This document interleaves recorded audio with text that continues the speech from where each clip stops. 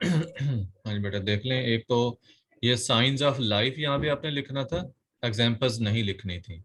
Science of life, okay. Respiration, movement, reproduction वगैरह जो है, ये चीज़ें आपने, इरिटेबिलिटी है, तो ये जो साइंस थी ये आपने लिखनी थी। उसके बाद इजेशन और एक्सक्रीशन में डिफरेंस। इजेशन जो है ये रिमूवल है अनडाइजेस्टेड वेस्ट का फ्रॉम द बॉडी। मैं यहाँ पे मेंशन कर देता हूँ, egestion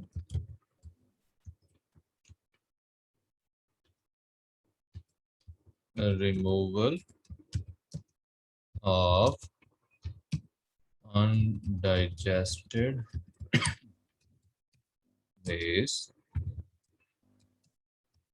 from the body.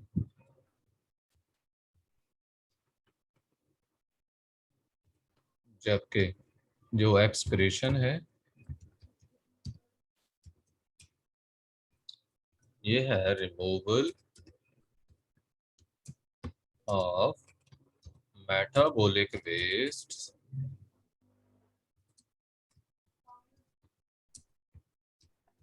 From the body. अब आपको इन दोनों किस्म के वेस्ट का अंदाजा हो सकता है।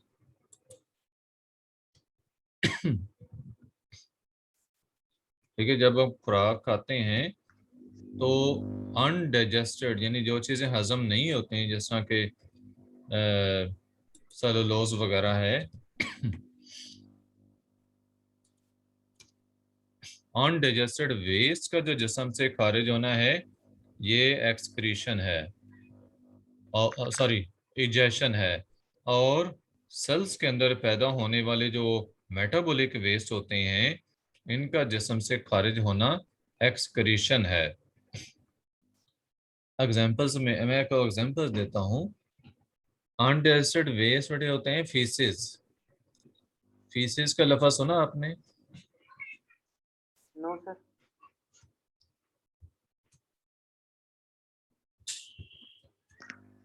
नहीं सर, नहीं सुना।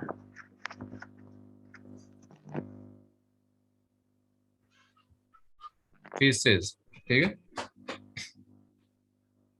फीसिस जो है, फीसिस फुजलात को बेटा कहते हैं, जो फुजलात होते हैं। एक मिनट वेट करें, कॉल है।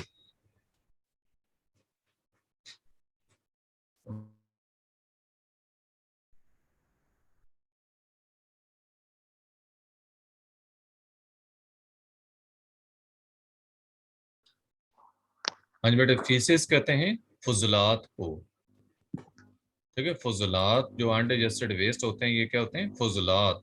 सॉलिड वेस्ट जो बॉडी से खारिज होते हैं, ठीक है, इनको फीसेस कहते हैं। और मेटाबॉलिक वेस्ट जो हैं, मेटाबॉलिक वेस्ट क्या होते हैं? जो जो कि डाइजेस्ट हुए सेल्स के होते हैं नहीं, सेल्स में।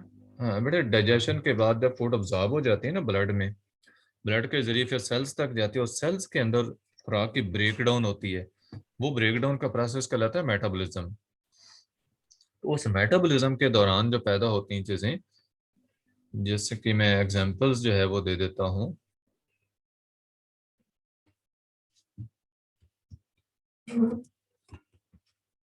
इसकी एग्जांपल यूरिया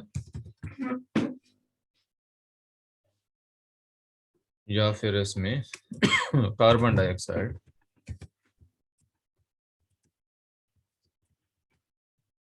ठीक है, ये मेटाबॉलिक वेस्ट है, इनका रिमूवल एक्सक्रीशन है, जबकि फीसिस का रिमूवल जो है वो इजेशन है। हाँ जी, क्लियर हो गया ये? सर नहीं हुआ सर। अच्छा, देखें, जो खाना, एक्सट्रीशन थोड़ी थोड़ी समझ आ गई है, दूसरा हाँ नहीं समझ आया। बेटे, जो हम खाना खाते हैं, मुंह के जरिए हमने खाना खाया, मुंह में चबाया गया, उसके बाद एसोफेगस के रास्ते स्टोमिक में गया, स्टोमिक में हजम होता है, फिर इंटेस्टाइन्स में हजम होता है।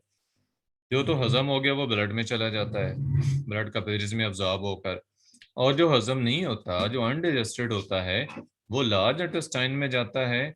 लार्ज इंटेस्टाइन के बाद जो है वो रेक्टम इकट्ठा होता है, फिर एनस के रास्ते खारिज हो जाता है, उसे कहते हैं फीसिस, उसे फीसिस कहते ओके हैं। सर। आपको अभी क्या समझ नहीं आई तो मैं डायग्राम से फिर आपको शेयर करके समझाता हूँ। सर अगर आप डायग्राम शेयर अच्छा कर चलें, दें तो ठीक वो फिर। ठीक है, मैं आपको शेयर कर देता हूँ।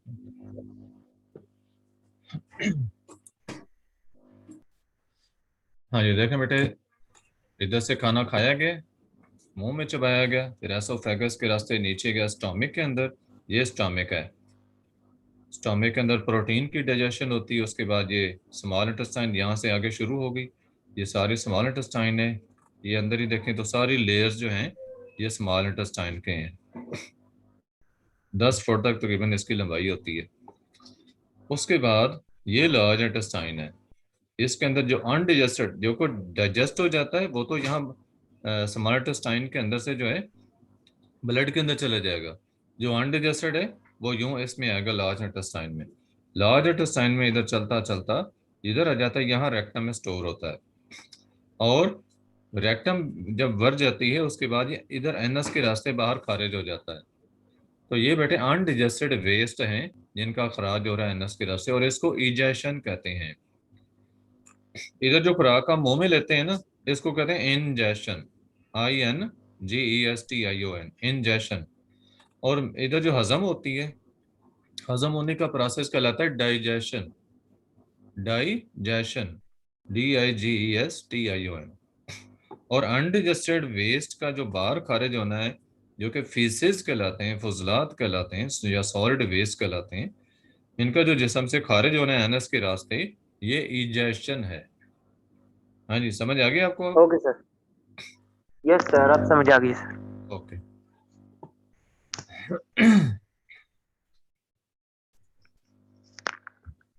सब बाकी चीजें जो इसके अंदर थी, इजेशन और एक्सक्रीशन, ये क्लियर हो गया। फोटोसिंथेसिस के अंदर आपने लिखा ना कि it's a process in which plants release oxygen and take carbon dioxide, ये तो बिल्कुल ऐसे ही होता है। एक तो ये लिखते हुए याद रखें, ओ हमेशा कैपिटल लिखना है आपने जब ऑक्सीजन है, और CO2 जब है तो C कैपिटल और O स्मॉल। अच्छा, ओके सर। ये ऐसे ही होता है, गैसेस तो इसी तरह ही एक्सचेंज होती हैं, पौधे कार्बन डाइऑक्साइड लेते हैं और ऑक्सीजन खारिज करते हैं फोटोसिंथेसिस के प्रोसेस में।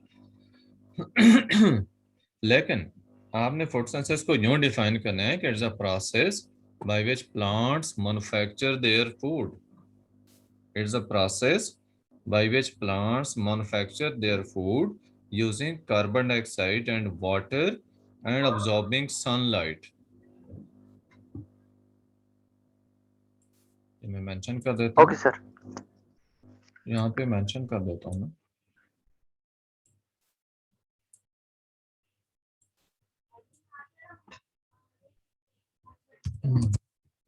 The process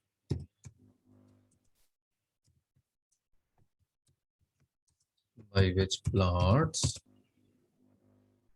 मैन्युफैक्चर या प्रिपेयर, दोनों वर्ड यूज कर सकते हो। मैन्युफैक्चर का वर्ड समझते हो? यस सर, बनाना। हाँ, manufacture your food using carbon dioxide and water in the presence of sunlight। Absorb by chlorophyll लिख दो, ठीक है, वरना इतना ही बहुत है आपके लेवल पे, जो है इतना ही कुछ सफिशिएंट है। ये बेटा देखो, इसकी मैंने पूरी डेफिनेशन लिख दी है, अब ये आपके रिकॉर्डिंग के अंदर मौजूद रहेगी। It's a process, okay sir. यानी कि ये वो प्रोसेस है जिसमें पौधे अपनी खुराक बनाते हैं कार्बन डाइऑक्साइड और वाटर को यूज करके सनलाइट की प्रेजेंस में। और ये जो सनलाइट होती है इसको पौधे कैसे ऑब्जॉर्व करते हैं? क्लोरोफिल के जरिए। क्लोरोफिल। हाँ जी, क्लोरोफिल सब्ज रंग का पिगमेंट होता है जो कि लीव्स के अंदर मौजूद होता है। नेक्स्ट,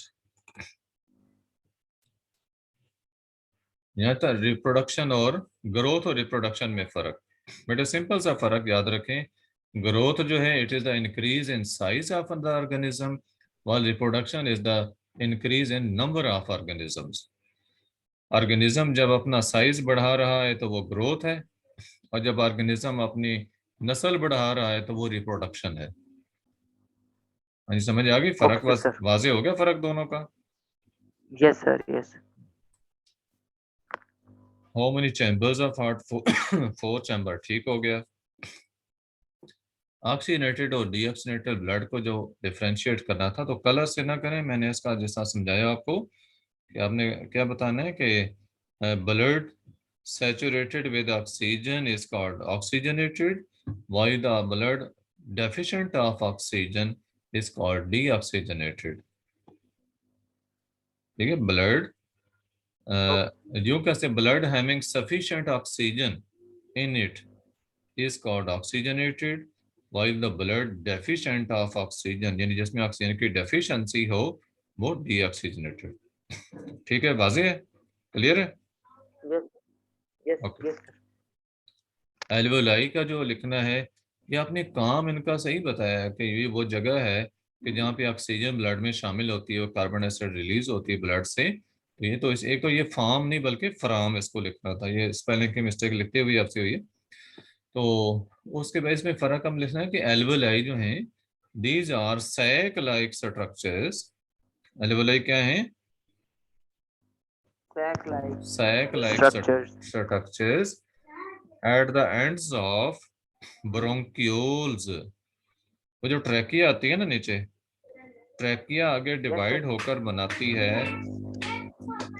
ये मैं यहाँ पे आपको शेयर करके वो दिखा देता हूँ। ट्रैकिया आगे दो ब्रोंकाई बनाती है। ये देखें, ये ट्रैकिया है, ये दो ब्रोंकाई से बनती हैं। फिर हर ब्रोंकस आगे जो है वो ब्रोंक्यूल्स में चेंज हो जाती है, जो डिवाइड हो जाती है। ये ब्रोंक्यूल्स के हैं, छोटी नालियां।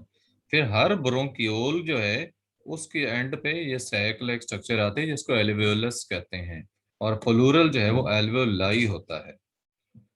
हाँ जी, क्लियर है अब आपको कि एल्वेओलाई क्या है? Yes sir.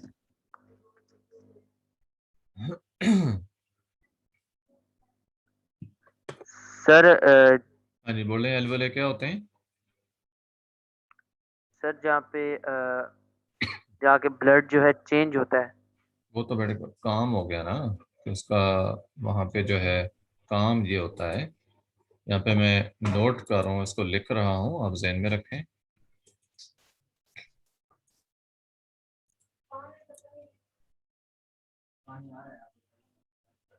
एल्वोलाई का लिखना था। हाँ, देखें मैं इसको लिख रहा हूँ कि एल्वोलाई और सैक लाइक सर स्ट्रक्चर्स। ये सैक लाइक का क्या मतलब है? सैक क्या होता है? थैली को कहते हैं सैक। तो सैक लाइक स्ट्रक्चर्स हैं एट द एंड्स ऑफ, आपने उसकी शेप देखी है ना? उस शेप यस को सर। सैक कहते हैं। उस शेप को सैक कहते हैं जो आपने देखा है, वो सफियर सा बना हुआ पाउच सी बनी हुई, वो सैक है। Eight the ends of alveoli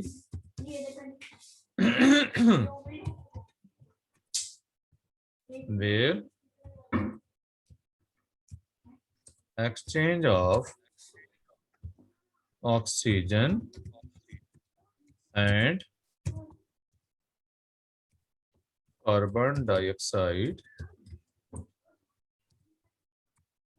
takes place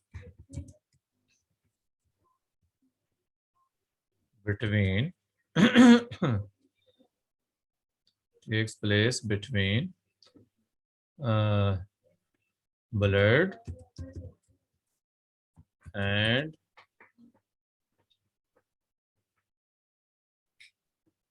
air of lungs. ये ठीक है, क्लियर है? एक यस सर। मिनट वेट करेंगे।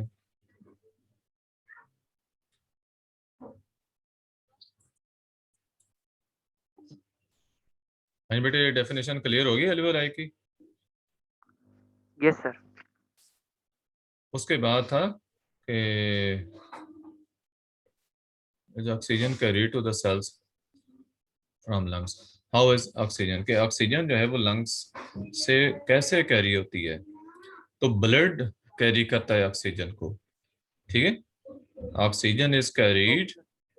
To the cells by blood, या कह सकते हैं blood carries oxygen from lungs to the cells. ठीक हो गया? ओके। और ओके। आर्टरीज और वेन्स मैंने आपको बताया था, आर्टरीज वो ब्लड वेसल्स हैं जो हार्ट से अवे ब्लड ले जाती हैं, और वेन्स वो ब्लड वेसल्स हैं जो हार्ट की तरफ वापस ले आती हैं ब्लड को। Okay sir. ठीक है, ये क्लियर है अब? Yes sir, clear. चलें, ठीक हो गया। अच्छा, अब ये जो आपका पेपर था उसकी डिस्कशन थी, इसको मैं वाइंड अप करता हूँ। उसके बाद जो आपकी बाकी डिस्कशन है उसको अलहदा रिकॉर्डिंग में ले आएंगे। ठीक है, पेपर की डिस्कशन ओके। क्लियर है ना आपको? Yes sir. ओके।